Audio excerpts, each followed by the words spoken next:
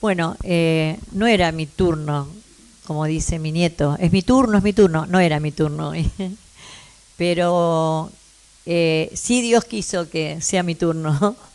Claro. Entonces, bueno, ayer por la tarde la pastora Miriam me pidió si preparaba una palabra y realmente eh, a mí me gustan las palabras, ¿no? Cuando sé que me piden que la traiga, orar, preguntarle a Dios, trabajarla con Él. Pero Dios puso una palabra en mi corazón y me dije, si Dios lo permitió así, es porque entonces Dios no quería la palabra que iba a venir y quería esta palabra que estaba poniendo en mi corazón. Es una palabra de la que yo ya hablé en otra ocasión, este tema, ya lo traje, esta palabra, pero quizás sea nuevamente un tiempo de recibirla. Como dije antes, Dios sabe los para qué. Se trata de cuando te quebrantes y te humilles, ¿no? Y dice el Salmo 51 en el verso 17, los sacrificios de Dios son el espíritu quebrantado.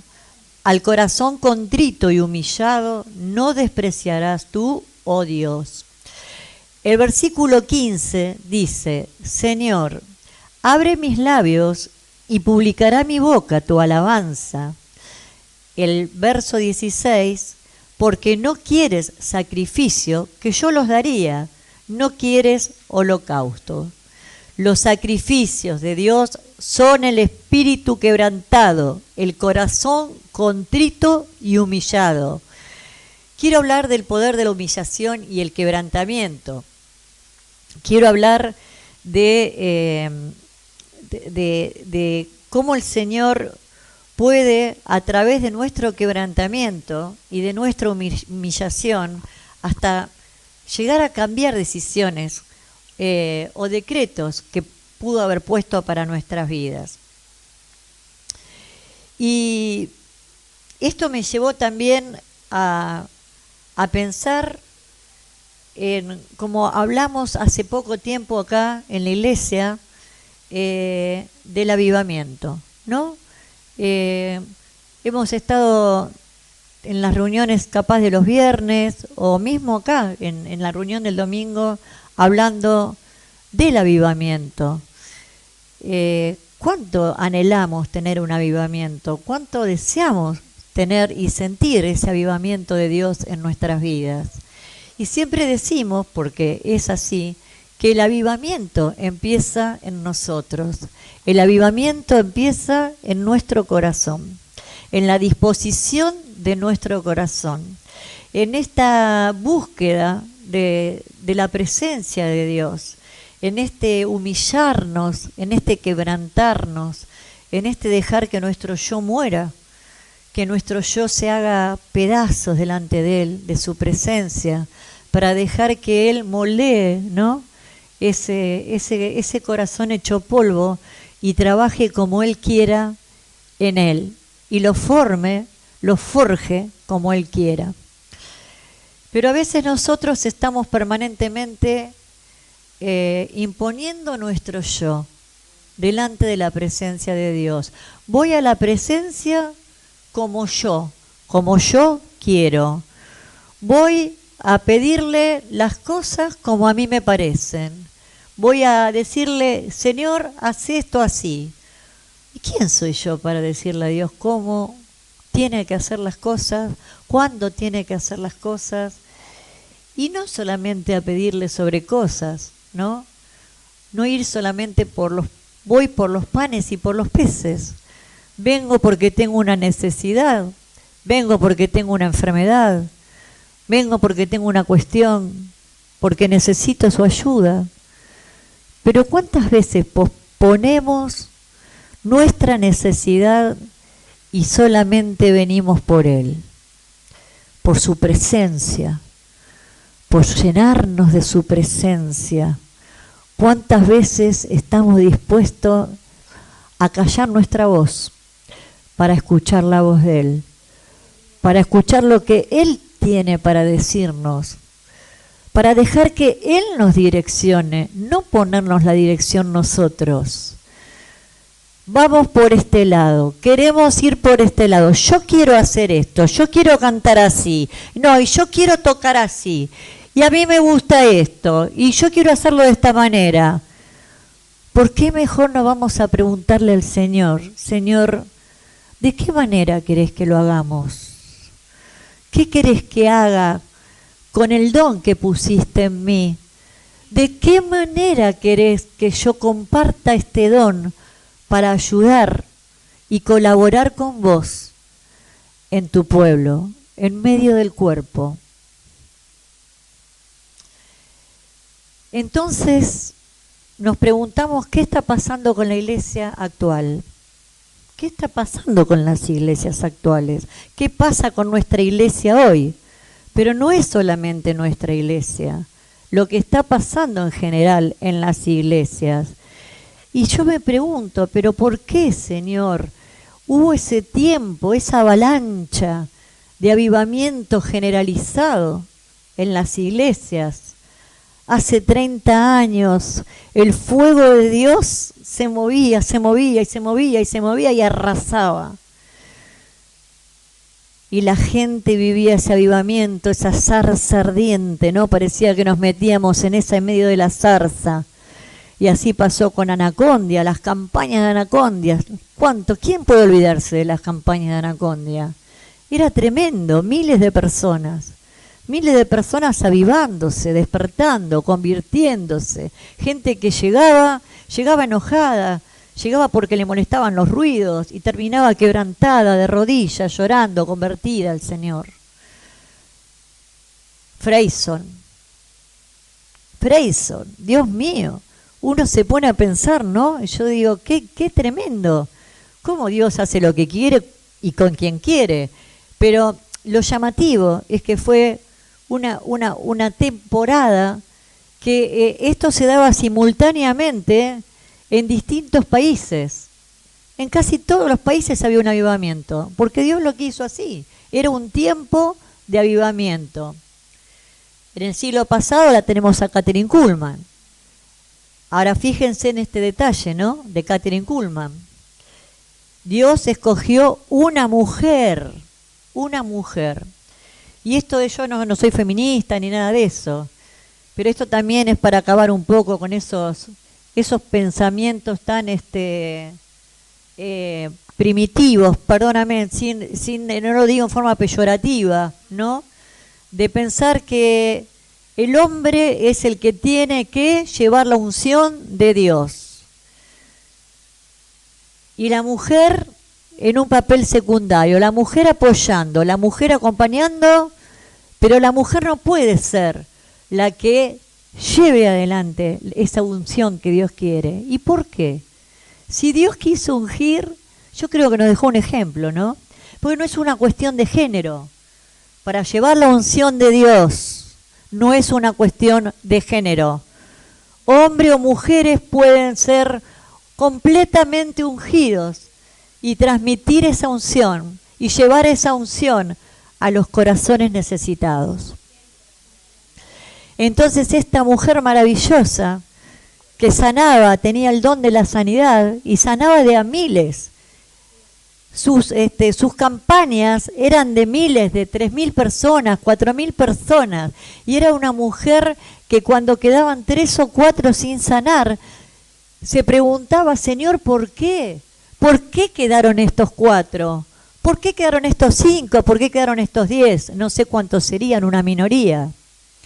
Y ella decía que cuando esté cara a cara con él, lo primero que le iba a preguntar era ¿por qué, papá? ¿Por qué esas personas? Bueno, seguramente esas personas no tendrían un corazón dispuesto.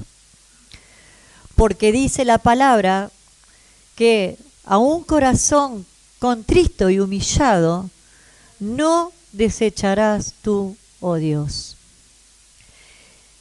Entonces, fíjense que pensando en estas cosas, me llevó a 3 capítulos de la Biblia, al primero, segundo y tercer capítulo de Samuel.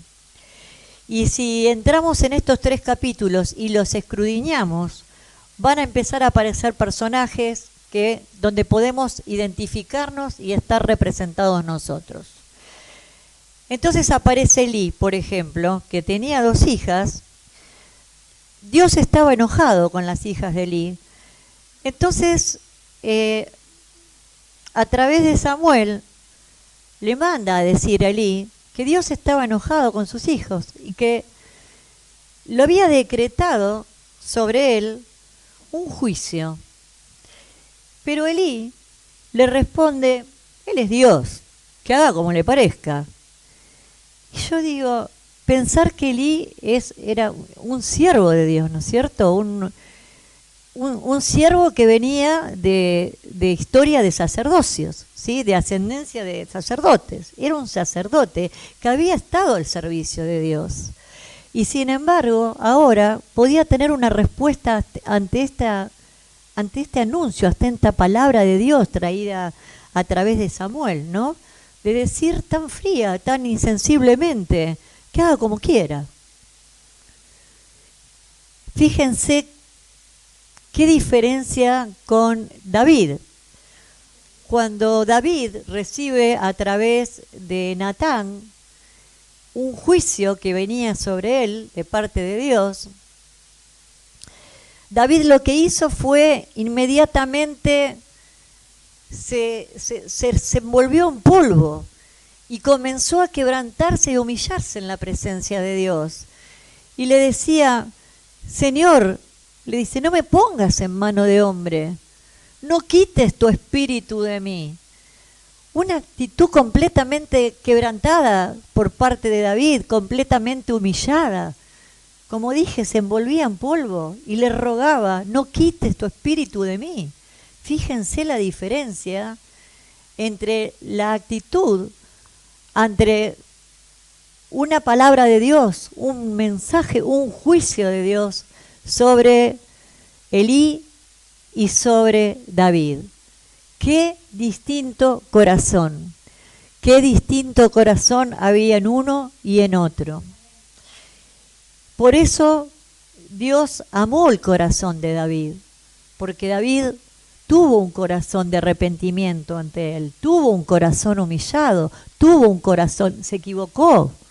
Tuvo momentos, David, en que se equivocó, y podemos decir, se equivocó feo, pero se humilló de una manera, se humilló tanto, que Dios llegó a amar su corazón. Escuchá este versículo, los sacrificios de Dios son el espíritu quebrantado. Al corazón de Dios al corazón contrito y humillado no despreciarás tu Dios. ¿Qué exige Dios entonces de nosotros? Un corazón quebrantado, un espíritu quebrantado. Entonces, si nosotros tenemos un espíritu, un corazón como el de Elí, vamos a aprontar un juicio de Dios hacia nosotros. En cambio, si nuestro corazón tiene una actitud como la de David, vamos a mover a Dios a misericordia hacia nosotros.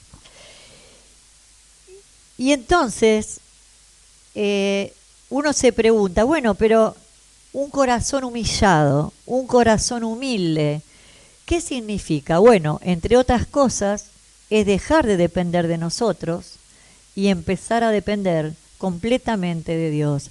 Es ponernos completamente bajo la voluntad de Dios.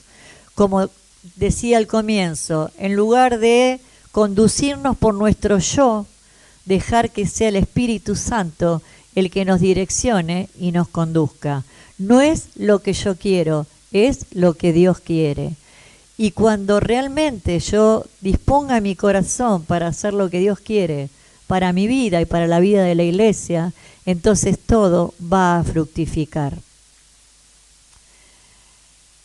Ahora fíjense que lo que significa la humillación, el quebrantamiento, dijimos que va a hacer que la misericordia de Dios se extienda sobre nuestra vida de manera ilimitada. hombres y mujeres de Dios, a los que Dios le había decretado juicio y juicio de muerte, por su quebrantamiento y su humillación, Dios cambió de opinión. Tremendo lo que estoy diciendo. Dios cambió de opinión. Y vamos a ver algunos ejemplos de esto.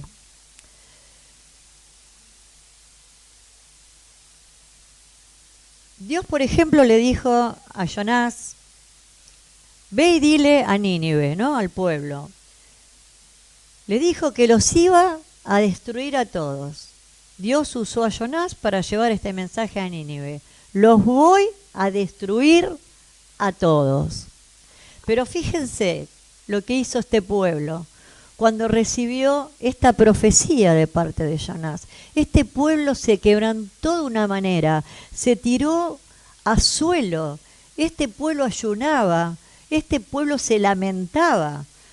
Estaba desde el rey, desde el más grande hasta el más pequeño, tirados en suelo, ayunando, clamando por ese juicio que había venido de parte de Dios sobre ellos. Entonces cuando Dios vio esa humillación tan grande por parte de todo el pueblo, le dijo a Jonás, esta vez tu profecía no se va a cumplir. Porque mirá cómo está este pueblo, Jonás. Mirá cómo está. Está humillado, está quebrantado, está arrojado a suelo. Entonces le dijo, esta vez vas a quedar mal, porque no se va a cumplir tu profecía. Yo voy a tener misericordia de ellos y no los voy a destruir. Fíjense qué tremendo. Un pueblo que Dios pensaba destruir y por su humillación y su misericordia, Dios los perdona y decide dejarlos en pie. Tremendo. Un juicio de muerte, de destrucción. Porque un corazón contrito y humillado no despreciarás tú, oh Dios. Cuando lees también esta historia que les voy a contar, te das cuenta del poder que hay en la humillación. Había un hombre malvado que, influenciado por una mujer, Jezabel, instó a Acab para que matara a Nabot por una viña. Entonces vino Elías y le da una palabra profética a Acab. Le dijo, he aquí que yo te voy a quebrantar y te voy a matar. Dice que cuando Acab escuchó esto, rasgó su vestido, se puso cilicio en su cabeza, se tiró al piso y anduvo humillado delante de Dios todo el tiempo Acab ahí agachado, humillado en la presencia de Dios, tirado en suelo, poniéndose cilicio en la cabeza. Entonces le dijo el Señor, le dice, cuando lo vio tan así, tan humillado, con un corazón completamente derramado a sus pies, le dice, Elías, le dice, mira cómo anda Acab, mira cómo está, mira cómo se humilló, pero míralo cómo está, mira ese estado. Y el Señor otra vez le dice, Elías, no vas a quedar bien esta vez, tu profecía no se va a cumplir, porque yo voy a tener misericordia, y no, aunque se merece el juicio, le dijo Dios, es merecedor del juicio que decreté sobre él, pero no lo voy a ejecutar, lo voy a dejar vivir. ¡Wow! Tremendo. Dios se retracta. Que Dios se retracta, pero lo dice acá en la palabra. Dios se retracta de un juicio de muerte. El Dios Todopoderoso es movido a misericordia, porque ese es el corazón de nuestro Dios. Un corazón de amor, que por una actitud de nuestro corazón es movido a misericordia. Y cambia la decisión, cambia el decreto que tenía sobre una vida o sobre un pueblo. Bueno, y así podemos ver muchos ejemplos, ¿no? Por ejemplo, también Ezequías. A Ezequías le extendió 15 años la vida. le habían profetizado morirás, pero él lloró tan profundo, tanto lloró Ezequías, tanto lloró, que Dios dijo, voy a añadirle 15 años a su vida. Tremendo. También le dijo a Salomón, si mi pueblo, ¿qué le dijo a Salomón? Si mi pueblo se humillare, si mi pueblo se humillare, él iba a abrir las puertas, las ventanas de los cielos, iba a derramar agua e iba a cambiar todas las cosas por las que estaban pasando. Lo único que pedía era que el pueblo, ese pueblo orgulloso, ese pueblo soberbio, se humillara. Dice la palabra que Dios resiste ¿a quién? A los soberbios. ¿Y cuántas veces nosotros venimos con esa soberbia? Venimos con la soberbia de yo estoy acá. Mirá, te digo algo, yo puedo estar acá predicando, puedo tener el micrófono y no estar quebrantado. Vos podés ser cristiano y no estar quebrantado. Podés ser, no sé, el ministro más reconocido y no tener quebrantamiento y humillación. Entonces no pasa por ahí, no pasa por ahí. Pero Dios escudriña los corazones y Dios saca todo a luz y Dios separa la paja del trigo. Porque Dios quiere un cuerpo unido. Dios hizo un cuerpo, somos un cuerpo y todos somos de igual importantes para Dios. Porque el que no es brazo es pie, y el que no es pie es oreja, y el que no es oreja es ojo. Y Dios necesita de ojos, de orejas, de brazos, de pie y de todas las partes del cuerpo. Y si falta una parte del cuerpo se cae, el cuerpo se lesiona. Pero Dios nos llama a que seamos adoradores en espíritu y en verdad, a que nos amemos los unos con los otros. Entonces yo me pregunto, ¿qué nos pasa? ¿Qué nos pasa? ¿Por qué somos tan insensibles como fue Elí a veces a las palabras de Jesús?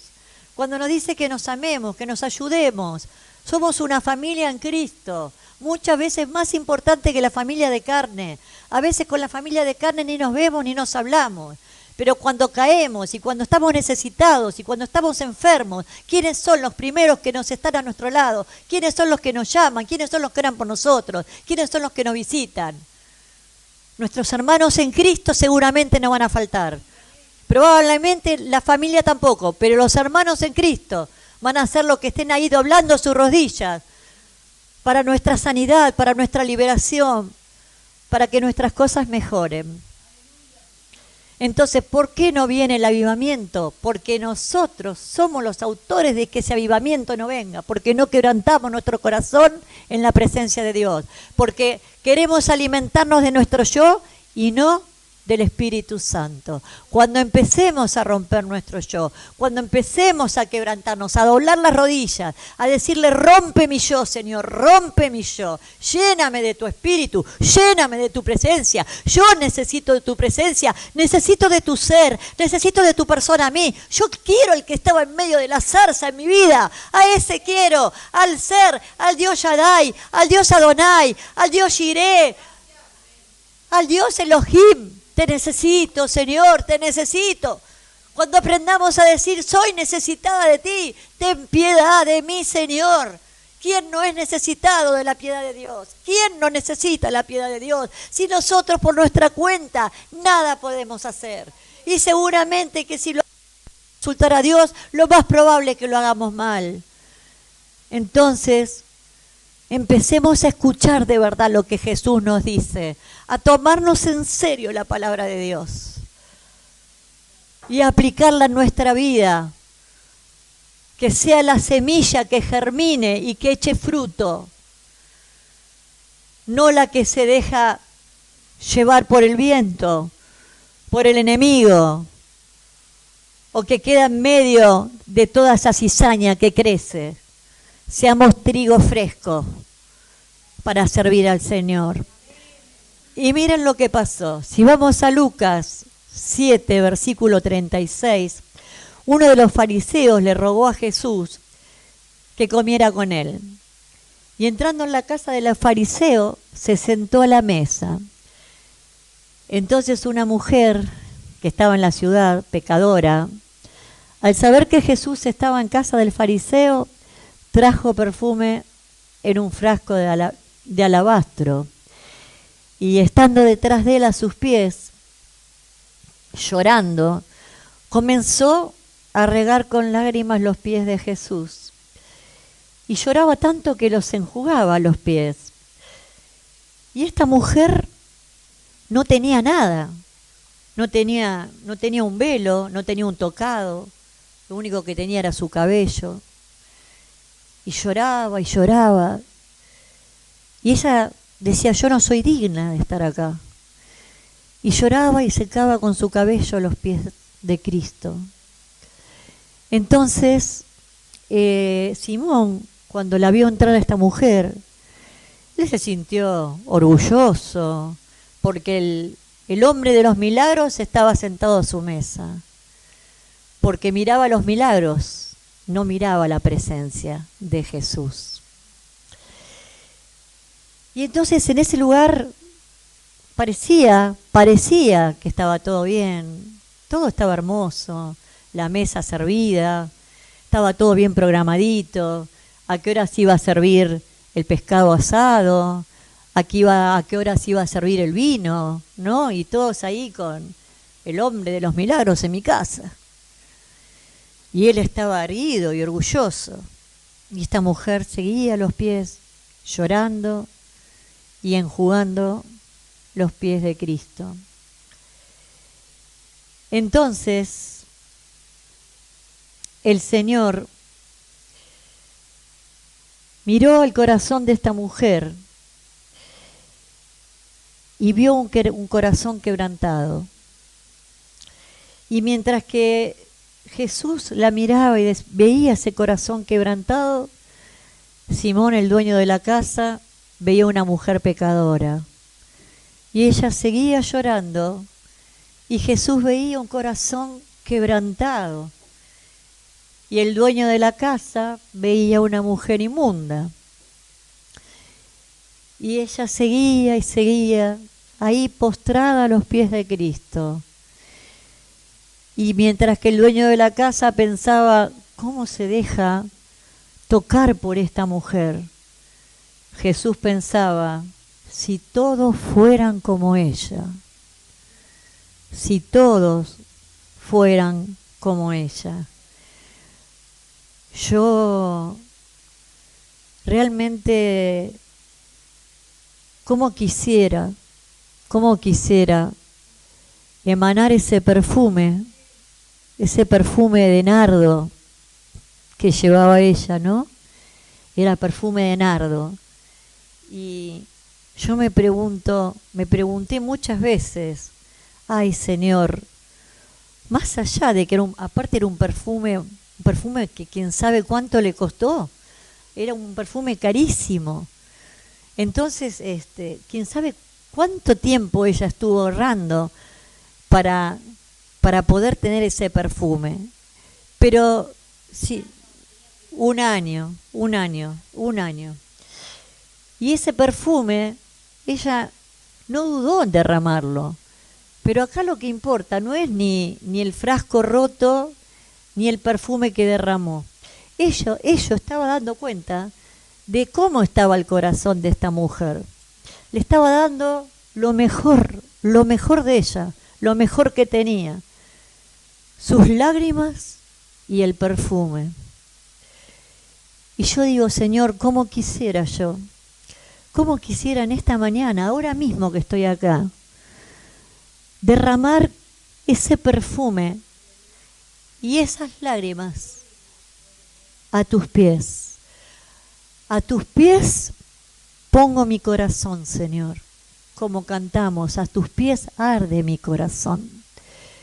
Ese es el lugar donde soy, a los pies de Cristo. Ese es el lugar donde me encuentro. Ese es el lugar de mi seguridad. Ese es el lugar de donde no quiero salirme nunca. Es el lugar que me identifica. El lugar que me hace ser lo que soy. Lo que Él hizo en mí. Los pies de Cristo amarrada, siempre le digo, amarrada a tus pies quiero estar y no soltarme jamás, no soltarme jamás. Por eso y a modo de reflexión, yo hoy derramo mi mejor perfume, lo que Él encuentre, quizás sea muy poco lo que encuentre, pero lo poco que encuentre en mí, lo más lindo, aunque sea muy poquito, lo mejor, lo derramo como olor fragante a sus pies. Y te invito a vos a que también estés derramando lo mejor de tu corazón hoy delante de Él. Que hoy sea un día que cuando nos vayamos de acá, no digamos, la palabra me gustó o la palabra no me gustó. Que digamos, Señor, quiero hacer tu voluntad. Señor, quiero que me quebrantes. Dios mío, quiero que hagas conmigo como tú quieras. Quiero que hagas en mi iglesia como tú quieras. Señor, forma el cuerpo como tú quieres. Que seamos adoradores en espíritu y en verdad, Dios mío. Aunque seamos pocos, aunque quedemos pocos, no importa cuánto, no importa, a Dios no le importa la cantidad. A Dios le importa lo que tenemos para dar. Entonces, Dios mío, separa la paja del trigo. A veces tiene que pasar cosas dolorosas en la iglesia, pero tiene que pasar para poder crecer, para que no nos quedemos estancos. Y Dios no quiere un pueblo dividido. Dios quiere un pueblo unido, un pueblo que se alegre con el otro. Y si el otro crece y llegó a tener un ministerio y fructifica, gloria a Dios, animalo, preguntale, ¿querés que colabore con vos en algo? Alegrate. No sintamos celos o envidia, porque en definitiva son distintas administraciones de roles, pero sí tiene que haber un orden en el cuerpo, porque Dios es orden. Entonces, donde no hay orden, no hay unidad. Donde no hay orden, es muy fácil que entren las zorras y que empiecen a separar y a dividir y a distribuir. Y Dios no quiere eso. Dios quiere que entre el amor de Él en nuestros corazones, la humildad y el quebrantamiento, y que dejemos y busquemos su presencia. Y cuando este pueblo se humille, entonces Él va a abrir las ventanas de los cielos y va a venir la lluvia fresca sobre este pueblo, y Él va a cambiarlo todo y va a hacer nuevas todas las cosas. Dios los bendiga, los quiero mucho.